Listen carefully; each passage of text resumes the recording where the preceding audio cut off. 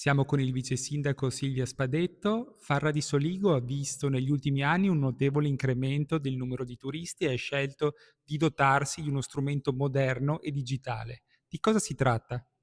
È vero, Farra di Soligo, come gli altri comuni di questo territorio, sta vedendo un afflusso turistico che è in aumento, ma in un modo anche graduale e adeguato a quello che è il territorio stesso.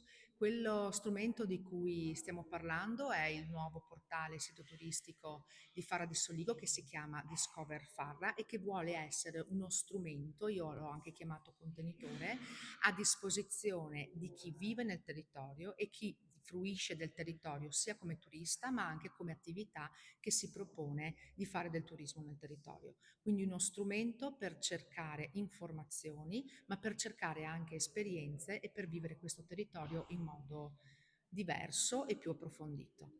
E diciamo una cosa importante, le attività di Farra di Soligo possono chiedere di essere pubblicate in questo sito gratuitamente.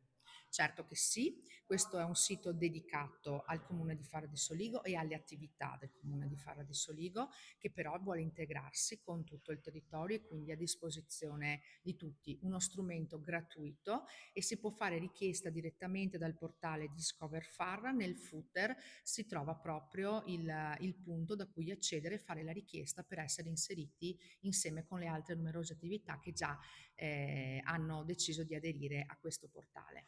Grazie. Grazie a voi e venite a visitarlo.